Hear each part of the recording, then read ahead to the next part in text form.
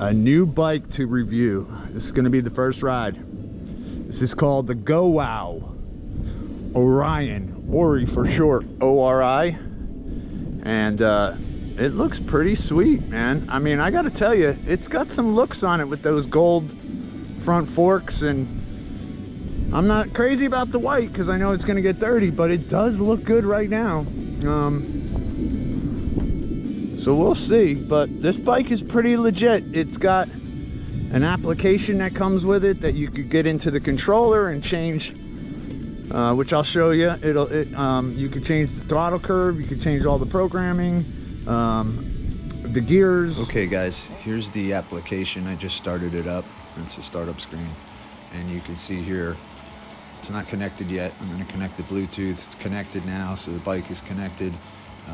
The EBS is the braking. You'll see the engine, the scene, the gear, and then you can go into each setting here and change each one of the speed settings for each gear. How fast you want each gear to go. Then you got the EBS, the braking, low, medium, high. Other settings down below. But if you go up into your engine, you click the edit button, you gotta hold it down, and then it'll open up your throttle curve. And you'll see here you can adjust your throttle curve, which is really awesome on a stock bike. Are you kidding that you could do this? It's really neat. One of its kind. Then you could change your scenery. That means what the bike's riding on. And then it gives you a bunch of custom displays here for how long you've been riding. It'll track your GPS. And then the next mode down below, it gives you all information on how to use the bike and what each setting means. How to adjust from miles per hour, the trip meter, all that good stuff. The looks on it are pretty good, man. I mean, it's very reminiscent of the Cape Caulk, but yet it's very different. And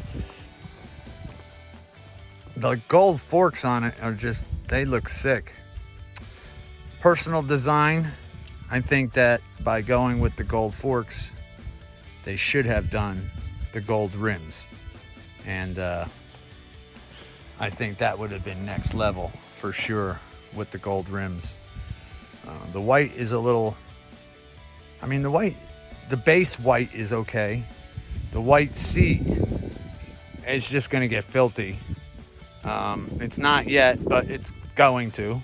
It came with some high-rise bars, silver ones, but I took them off because they were a little low, and I had these other ones that just a little bit taller, so I put these on. But the silver bars looked really good. Another thing, if with the gold forks, gold rims it should have been, and gold bars. But that's just design, you know. That's not the way the bike runs or rides. And yeah, pretty surprising results with this bike. I got to tell you, I'm pretty surprised. I did not expect it to be as good as it is. There's some really great things about it, and then there's some things about it. With every bike, they're gonna have that. But the battery, the seat comes off. Battery's underneath. It's a 72 volt, 38 amp hour battery, pushing 120 amps and 9 kilowatts. So it's a little bit more powerful than the Talaria Sting, and definitely more powerful than the Surron Light B. And some of the new bikes out there, like the R1, Re-Road R1, and you know, all the new ones that are coming out, they're about 8 kilowatts. So this is 9. I'm not sure exactly how many amps the Ride Pro is, but I can't see it being more than 120 amps. The frame on this is solid aluminum and really built extremely well. Headlight is their own design, as well as the display is their own design, and the brakes are unbranded brakes, but really good, decent brakes. I mean, not too bad. I like the silver on them. better than the red and the green that's on the Surrons. Like these. But they're about the same size. Rotors, it seems like, and let's see, does it say on there? Yeah, I think they're 203s. Comes with a 48 tooth sprocket. Back tire is 18 inch, front tire is 19 inch. But the rims are really nice. They are definitely upgraded rims compared to like a Surron or a Talaria. Here, I'll show you the difference. If you look at the Surron rims, see how they're buttoned up, the laces go in. They just look like cheap bicycle rims, you know. And then you look at these rims here, and they're not cheap bicycle rims. They're actually really nice aluminum rims. So the swing arm on this bike is just beefy. It's the beefiest, strongest swing arm that I have tested yet. Which I'm gonna compare this bike a lot to the RFN, because it's the first bike that has a direct drive with a internal gear reduction. Kind of like the QS 138 that has the internal gear reduction. I don't know if you can see it in there, where the RFN is just a direct drive from the motor to the sprocket. This one has from the motor to an internal gear reduction to the sprocket. So it's a lot like the Talaria without a gearbox. It's an internal gearbox. So it's got some interesting aspects to it. And going over bumps, some rocky terrain, there's no clickety-clackety, there's no bangs, or where is that coming from? It's pretty solid. The bike is really solid. As far as the first ride on it so far, yeah, the bike is really solid. I'm kind of impressed by the performance of this bike, but stay tuned and we're gonna have some action shots coming up. All right, guys, let's see what we got here with this Gowow Orion.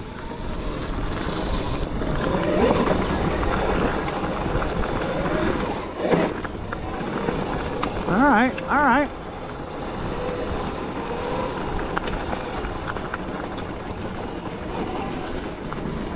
Climbs like a billy goat. Yeah, let me tell you, it's got some giddy up in the top mode, pulling 9 kilowatts, 120 amps. The bike weighs 74 kilograms, which is like 145 pounds, I believe.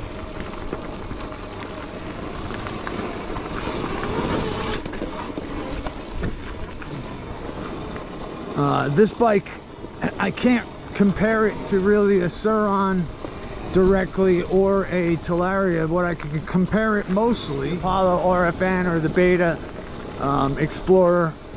That bike is very, very, very close to this, except this one has more power, even though it's 9 kilowatts. The rocket mode, that's 12 kilowatts in that bike, but that's only in rocket mode. And then you're only getting it, well, you used to be getting it for 9 seconds. And now you're only you could get it for 60. But it used to be 9 when I had it. Now there's things that you could do. They got controllers, they got controller flashes for that bike. But this bike, it's different powertrain than all the others, including the RFN.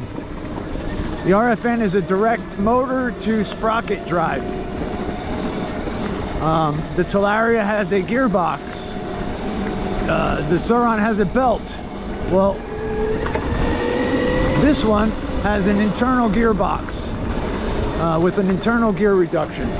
So if you know motors, this is most like a QS 138 70 or the water cooled version 90H 138 98. So It's very similar to that motor with an internal gear reduction.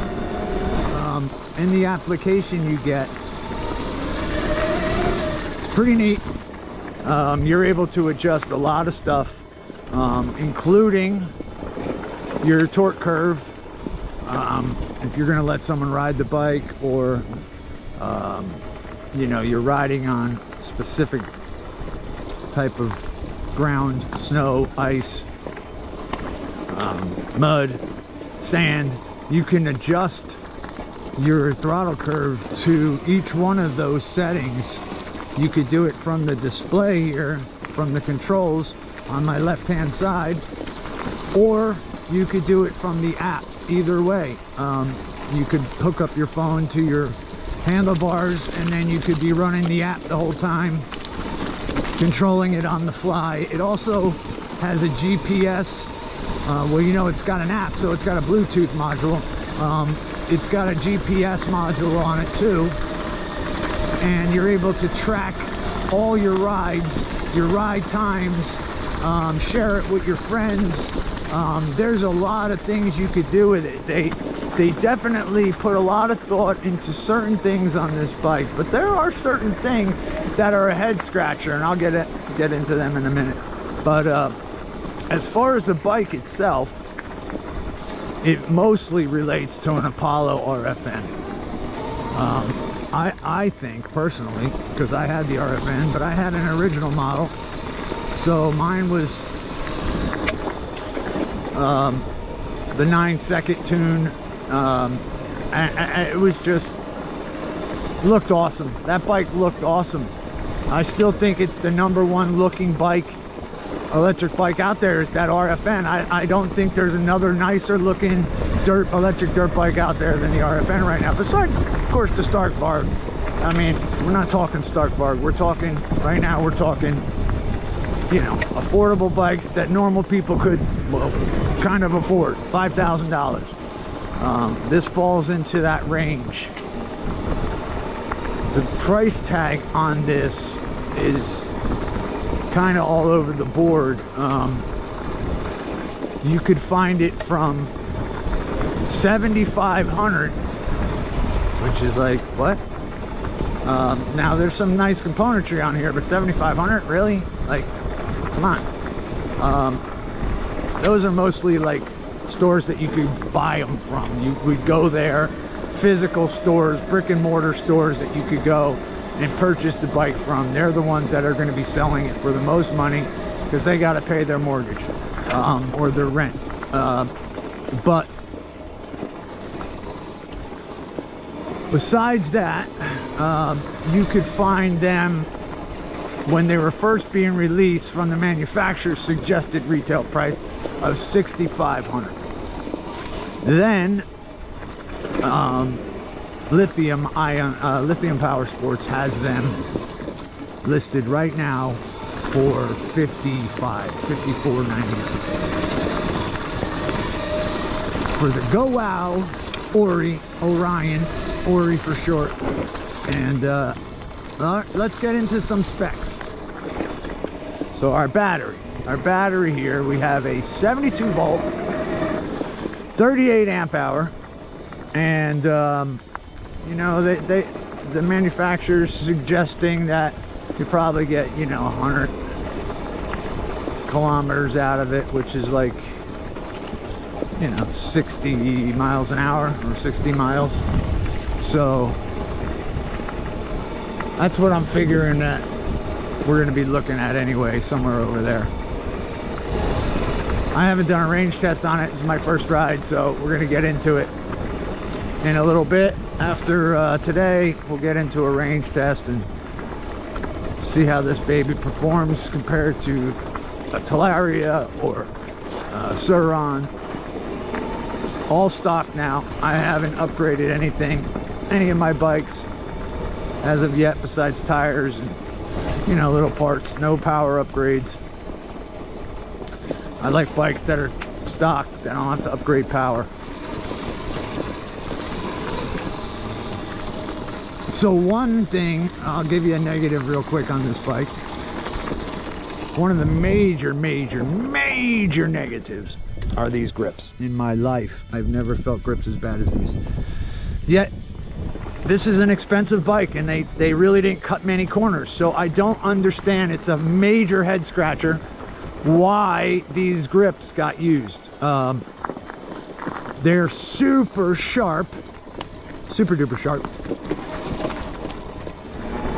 So yeah, like I was saying, these grips, no bueno. But let's just check this bike out real quick.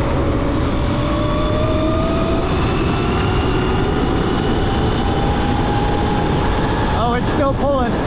It's still pulling. It's still pulling. I'm pulling. That was a pretty good pull. That was impressive. It said 100 kilometers an hour, which is, I think it's 60 miles an hour top speed, but I wasn't pulling that right there, but I wasn't in optimal conditions either. But that was 50. I don't know if it had much more. Not in that mode. There might be another mode I'm in. Need to get in. I'm just learning the bike. But that had some pull throughout the whole range, which was really nice. Some bikes,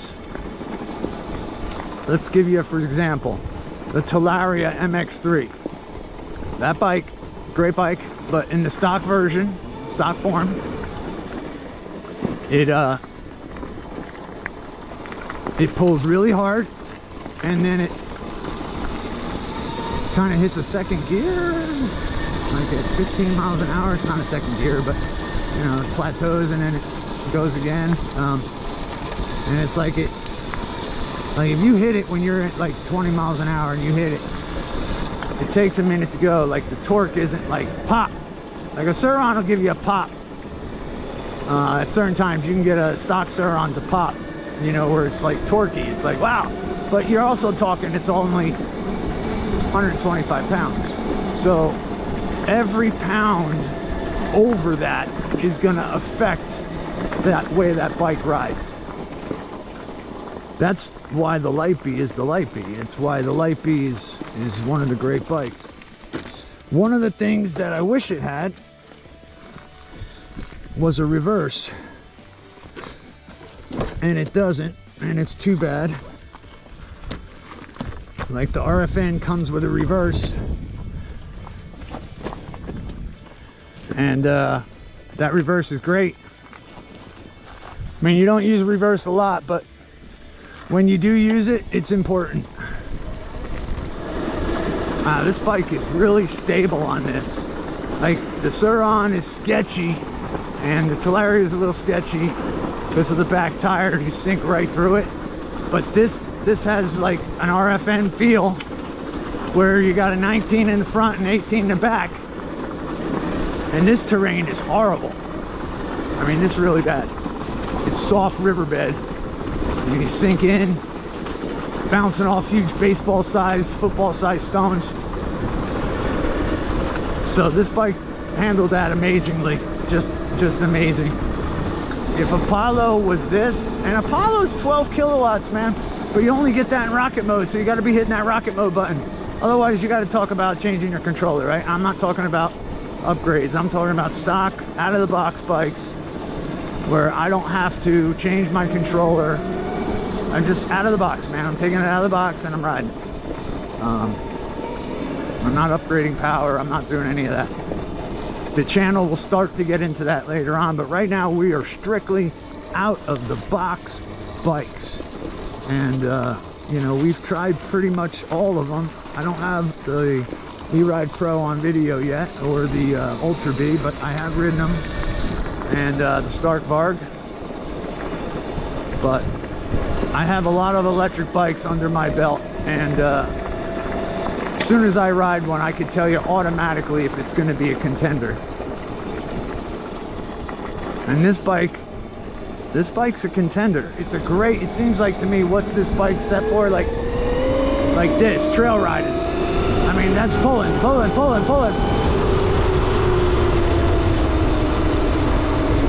It's got a working brake light. So these work for your riders behind you, which is always nice. I mean, if you got a brake light, why wouldn't you want that? Yeah, it's very hard for people to wave, you know. It's hard for people to be nice. It is. People have rough lives, so it's very difficult for people to be like nice. It's very hard. So I give everybody a pass that when I wave at them, they don't wave back. I give them a pass. They're having a rough life. Things are not easy for them.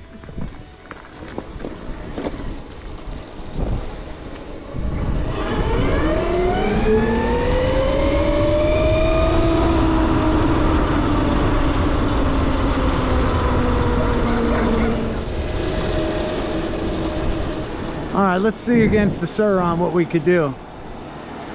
Let's see how well this handles against the Surron with 125 pound Surron with a 95 pound rider.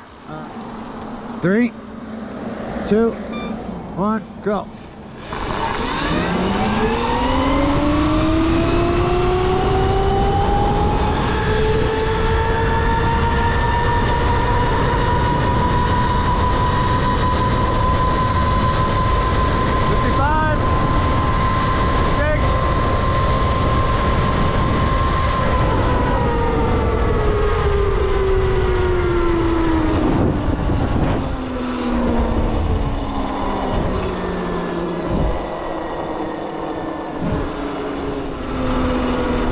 So, what does that race say? That race says that this bike is a lot faster than that bike. With the light rider and a light bike. You're talking that bike weighs 225 pounds total. This bike weighs 310 pounds, 320 pounds total. So, you know, you're talking a good 70 pounds difference between that bike and this bike. But you're also talking 6 kilowatts compared to 9 kilowatts.